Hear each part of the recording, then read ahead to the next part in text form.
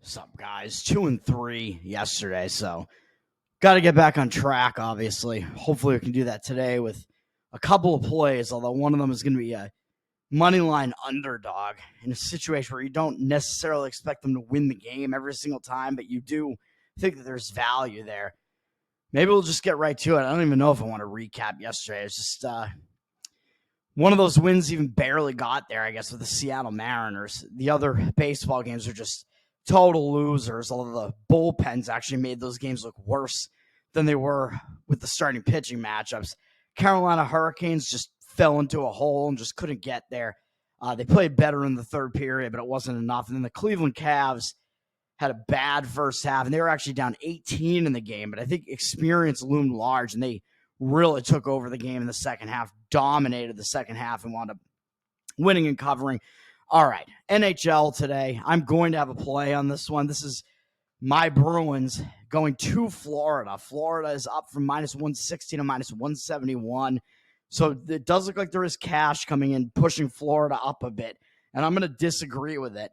77% of the tickets and 97% of the cash on Florida. So it looks like they have the cash discrepancy as well, even though I don't know if that number is quite accurate. Total is down from 5.5 juice to the under to 5.5 even more strongly juice to the under. 52% of the tickets and 86% of the cash on the under. So it does look like there is some betting sentiment from some of the bigger bets on the under as well, which I tend to agree with because it's a game one. So I do kind of lean to unders in game ones in playoff series in NHL and in NBA. But I'm going to the side here, and I'm going to be taking the Boston Bruins. And this is mostly a situation where I think Florida has just been off for too long, man. This has been a decent play to make over like the history of NBA, NHL, both of those sports. We have a team that finishes their series in the previous round like too early, and then they have a ton of days off, which Florida's had a week off. The public perception of that is, oh, this team is very well rested. They have a lot of rest. It's going to be a huge advantage. I don't think so. I think if it was a couple of days, maybe they would have an advantage. But then as it turns into like a week off, which is the case for Florida here, because they finished that series against Tampa way early, and they look dominant in doing so. So that's going to also have the public coming in on the Florida side as well, which they are, even though, like I said, we do see the cash coming in on them even more so. But I still think the odds makers have kind of made this number a bit high. Although I do agree that Florida's the better team, and I do expect them to win the series. Unfortunately for my Bruins, that is what I have in my bracket as well. But in this game one situation, I don't think so. So Florida, I mean, they've been off for a week now. So when a team has that extended period of time off, it tends to start turning into rust. So that team has been off for so long. It's like they kind of lose that winning momentum they had. They haven't been playing like actual hockey games for that long. Now they have to come right into it, and they're going to be up against a Bruins team that just played like 2 nights ago, that just went 7 games. So the Bruins are actually in the better spot as far as that's concerned, even though you're going to say, well, they're going to be tired after a 7-game series. Yeah, but what that means is they're going to be able to continue that momentum. I think it's good for the Bruins because the Bruins are on the verge of, I believe, blowing 3-1 series leads in the first round, 3 straight seasons in the playoffs, and they were able to get over that, overcome that, even though it was in ugly fashion, and they almost lost that game. They're able to get over that hump, win that game. I think that's going to give them some confidence now going out on the road, and it's going to help them carry that momentum out there. So I think the Bruins have the much better momentum spot here, and you're getting a pretty decent size underdog price here. I think you can get them at plus 150 right now. So that's the way I'm going to do this. I think the spot sets up for the Bruins in game one, although I expect them to eventually lose the series. But this is a game one situational play. And the Bruins did sweep the season series against Florida, which they had also done against Toronto, 4-0. But it is true that if you dig deeper, and this is why I don't think the Bruins are going to win the series, if you dig deeper into those games, 2 of the wins were in overtime. The Bruins are actually not that great of an overtime team. They played a lot of overtime games this year, and they had a lot of overtime losses, but they were able to win those close games against Florida. So I guess that's a little bit of an advantage to the Bruins because they were able to do that, beat Florida in a couple of those close games. But if you look at those wins against Florida, the Bruins actually got outplayed, I think, in pretty much all of those games. The first game was at home, and they really got outshot by Florida. Second game was at Florida. That was a game that was played it was played definitely closer, but Florida slightly outplayed them. Third game at Florida, that was a very close game. That was the game where arguably the Bruins actually did outplay them slightly. And then the fourth game was the other overtime win, which I think both overtime wins are actually the home games for the Bruins. So the Bruins were not able to win at home in regulation against Florida. It seems like the Bruins maybe are a little bit better on the road, which, again, maybe another indicator as far as this game is concerned. The Bruins got a little bit outplayed in that last overtime win against Florida as well. They had a big face-off percentage advantage, but in some of the other stats, they lost. So the games have been pretty close, and Florida's outplayed them in at least two of those games. But I think the best game the Bruins played was one of the road games there against Florida. And the Bruins are 4-1 in the last 5 games in this venue at Florida. If you go back to last year's playoff series, the Bruins won the first 2 games in Florida, which is why they had a 3-1 lead in the series. And then they did lose game 6 in Florida. So the Bruins haven't done that badly in this venue either. So all of that, even though, yes, I think the fact that the Bruins are 4-0 against Florida this season is overstated a bit, I do like them in this spot, and I do think it means that at least the Bruins are, at the very least, competitive against Florida. Maybe they match up decently against Florida in close games, too. So we can take the Bruins, just throw a shot on them, plus 150 on the money line. And then, I mean, you could take the puck line as well, but taking the plus 1.5 goals there, you're going to be paying a price for it, like minus 180 something. So I don't really particularly want to lay a huge price like that, even though you are getting the benefit of allowing them to just come within a goal. NBA, we move on to the NBA. We have 2 NBA series going today. First game up is going to be game 1 of Pacers-Knicks. This is down from the Knicks 6.5 down to 5.5 as a home favorite. It actually looks like not only is there line movement against the Knicks, but the cash percentage is actually on the Pacers. Pacers getting 51% of the tickets, so very slightly public maybe, but 62% of the cash. I'm not totally sure I agree with the Pacers side in this one. And the total's down from 216, or it's up actually from 216 to 217, juice to the under. So it's gone slightly up, but we see 87% of tickets on the over and only 81% of the cash on the over. So I do think the over is kind of a public play here. The public's going to come in and think, oh, it's the Pacers. They score a ton, which is also why the books have had to set this total pretty high for a game 1.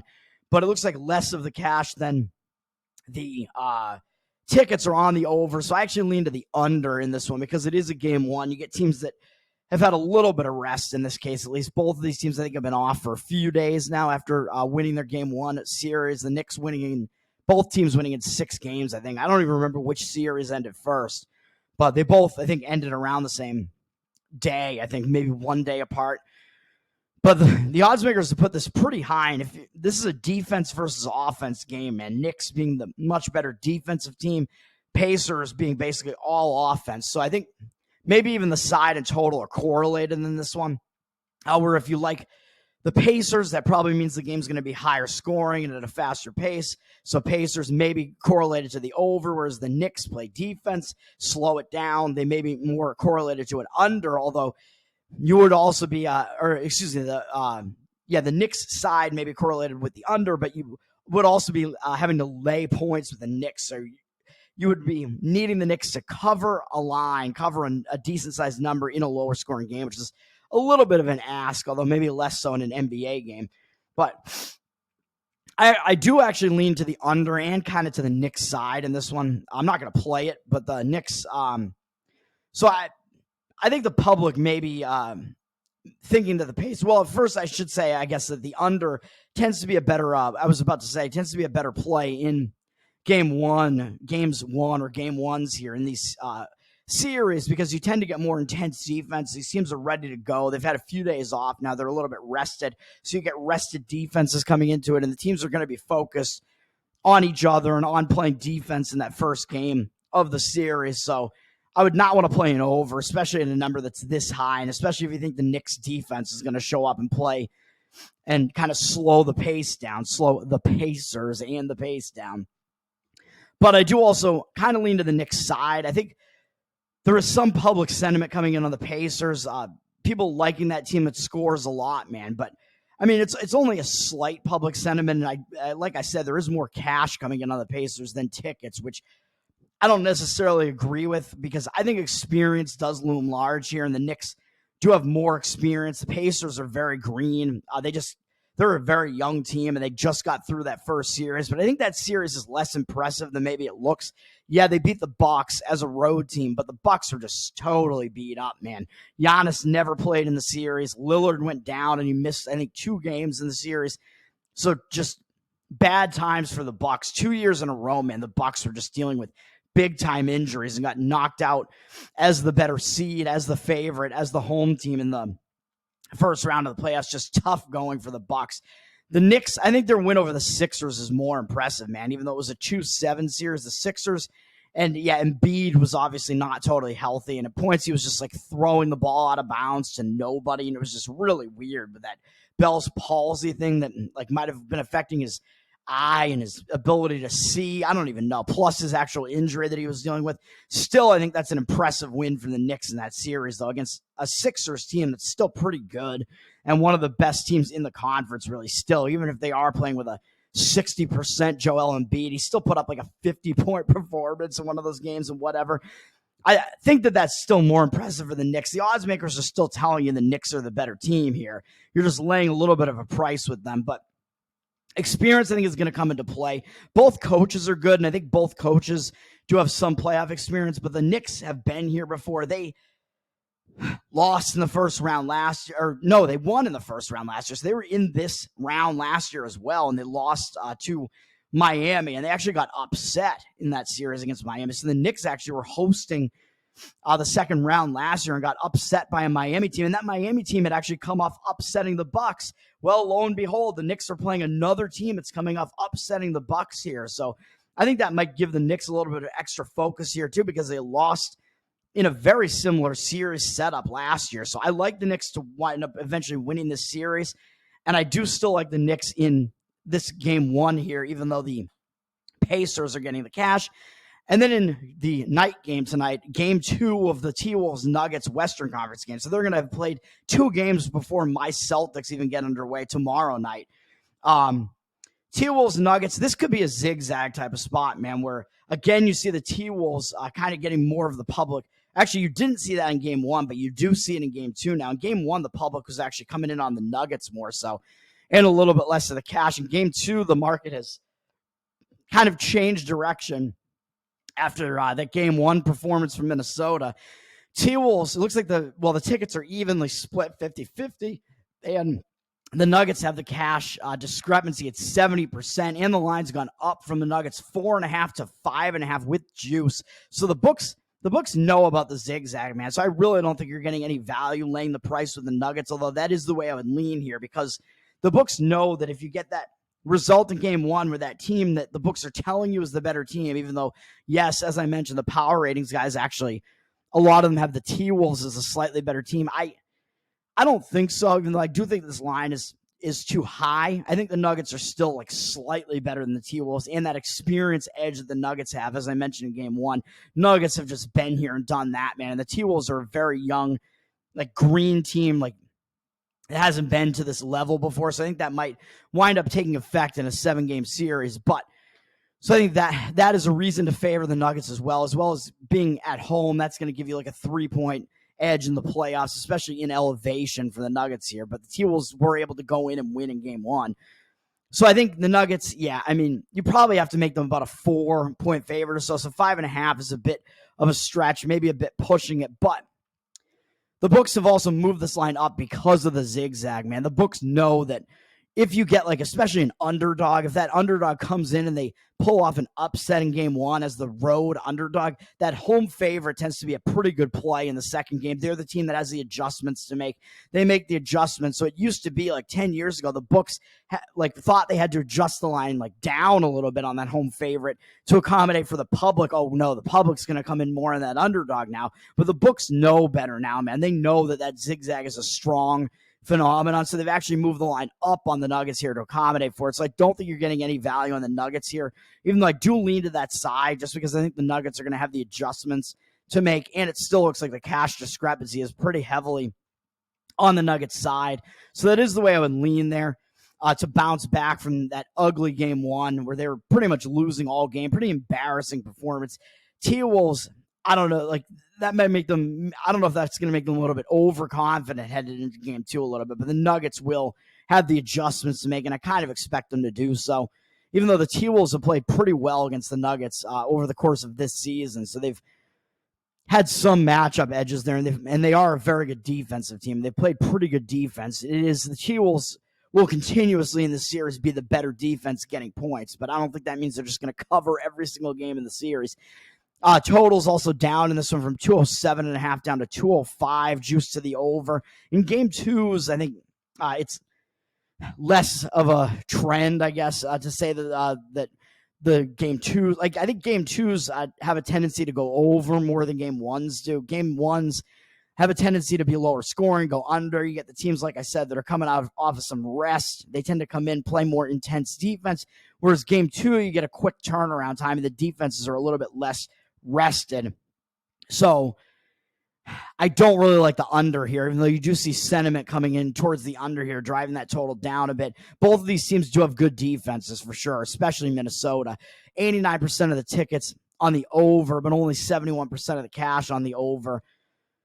So I don't know what to think about the total, though. I think the line has gone down a little bit too much there. And game twos, I don't really like playing unders in game twos, even though it looks like the market discrepancy. It looks like there's too much public sentiment on the over in that one, and less of the public tickets less of the cash than the public tickets are coming in on the over. So there is some cash discrepancy towards the under, and the direction the market is headed towards the under. All right, speaking of unders, I'm going to have one play in baseball, and it is going to be a full game total under, and that is going to be in this San Francisco and Philadelphia game, which is actually in the late afternoon. It'll be earlier afternoon.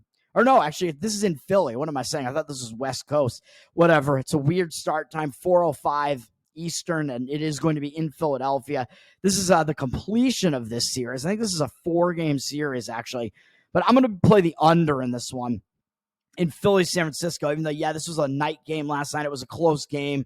These teams had a close battle going into last night. And, yeah, I mean, these teams did use their bullpens a bit, which worries me a little bit. The Phillies used 3 of their relievers, kind of their better relievers, to finish off the game. They used their closer, Alvarado, to finish the game off. San Francisco used a couple of their better relievers as well. So each team used 3 relievers, but I wouldn't say that they're in a spot where the bullpens are totally burned out. I mean, San Francisco used one guy who's kind of more of a longer relief guy, so they kind of saved some of their bullpen. Philly's bullpen's in a little bit of the worst spot, but I also think they have the pitcher who might be able to go deeper into this game. So I think this total is like a little bit too high, man. It opened 8 juice to the under. It looks like it's still 8 juice to the under, but I think you can find 8 minus 110 out there too. I see 8 minus 110, minus 112, minus 115. I see this number kind of all over the place on the total here. It does look like the cash discrepancy is coming in on the under right now with 70% of the tickets on the under as well, but 89% of the cash, so more of the cash than the tickets, even though it looks like for some reason the public is also coming in on the under, which you wouldn't really expect, especially in a game that kind of involves the Phillies, who kind of are one of the better hitting teams, I would say. They can score a decent amount. But I'm going to roll with the under in this one because I like the pitching matchup, even though the Phillies, like I said, used their bullpen a little bit last night. The Phillies have Zach Wheeler pitching, and I like that, man. He's just been really good so far this year, and he's been good for the last few seasons, even though he's in his early 30s now. He's been good for the Phillies last few seasons. This season has been no different. 1.91 ERA so far this season, 0.92 whip. I mean, you expect some regression on that, but he pitched pretty well last year, so I don't think his numbers are totally out of line. He's got a 52-12 strikeout walk ratio this season, which is good. He hasn't faced absolutely terrible offenses this whole time either. He started out the season really good against a hot-hitting Braves team. He's faced, Cincinnati Reds twice. He has faced some kind of poor offenses in there too. So it's been a mix of good and bad offenses that he's faced, but he's just been dealing basically the entire season, man. He's allowed 4 and 3 earned runs in 2 of his starts, and in all the other starts, in the other 4 starts, he's allowed 1 earned run or fewer. 5 starts. In 3 of them, he pitched shutouts through. at least 6 innings in all of those. And then he gave up 1 earned run in each of the other ones. So he's definitely been pitching well this entire season. Really does not have even a really bad start necessarily. The Pittsburgh one being the worst, where he gave up 4 runs, 52-12 strikeout walk ratio, and 42 1/3 innings. So pretty high strikeout rate. The walk rate is a bit too high, but he's also been pretty unhittable too. So it's kind of overcome the fact that he's been a little bit wild. That strikeout rate has been good. So that tells you he's got decent command, man. He's been fooling hitters with that type of strikeout rate, and the fact that they've only had 27 hits off him in those 42 1/3 innings. So he has really been dealing. And then against the Giants hitters, we have a decent sample size to look at here. They're 21 for 85 off him lifetime, 5 doubles, a home run. He's at 28-8 strikeout walk ratio against them. So that's pretty good too. That's a lot of strikeouts. So he's been striking these guys out too. That amounts to a 247 opponent batting average. So pretty good, pretty low opponent batting average that Wheeler has held them to, in a 653 OPS, which is not that high. So Wheeler has done pretty well against these Giants hitters. And then on the other side, the Giants have a guy making his major league debut. And I like this man, at least when it's a guy who you look at him and he's like a decent prospect and has decent stuff and decent numbers in the minors. I believe that to be the case with Mason Black. He's coming in. He's a 6'3" guy, so a decently tall presence on the mound there. And I always like to say, when you have a guy that has decent stuff and he's coming in making his major league debut, yeah, he could be nervous, but I think he has the edge because those opposing hitters have never seen him before. And if he has good stuff that can fool hitters, and these hitters have never seen him before, that tends to work for that pitcher through the first couple of times through that lineup. Those hitters have not adjusted to him. They don't really know what to expect. So I like that.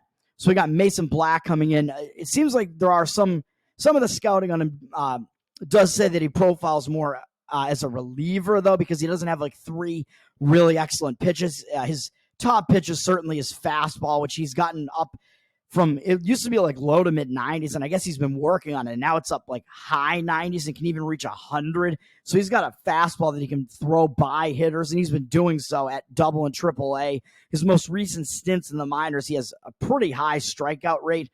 His numbers look pretty good. Low ERA, low whip. So he's been turning it on and pitching pretty well in the minors. He's 24 years old now. So he's been good enough in the minors recently, and he's improved to such a degree that he's now going to be able to come in and make a start. I think he is making a start for some injured pitcher in the Giants staff there, but he's coming in. He's going to make the start. Like I said, he has the edge because these hitters are not familiar with his stuff. He also does throw from a weirdly low arm angle. I watched some footage of him. For a guy who's as tall as he is, he actually has this kind of weird release where he releases the ball. He's a right-hander. He releases the ball a little bit lower than most tall pitchers do. So that, I think, can kind of throw hitters off, too, because the ball is actually going to be coming in, starting out a little bit lower than they expected to with a guy who's this tall. So that might throw them off as well. He also has a slider that's his second pitch that's pretty decent, apparently. Got decent movement on it. So that's his other good pitch. And then he's been developing a changeup, which it seems like if he's going to want to sustain himself as a starting pitcher in the majors, he's going to have to develop that changeup more, it seems. But at least he has it, and he's been throwing it and trying to improve it a little bit. Maybe not throwing it at the amount that you would like for a guy who's going to start. But I think in his first start, where these hitters don't know what to expect, I think that it's good enough.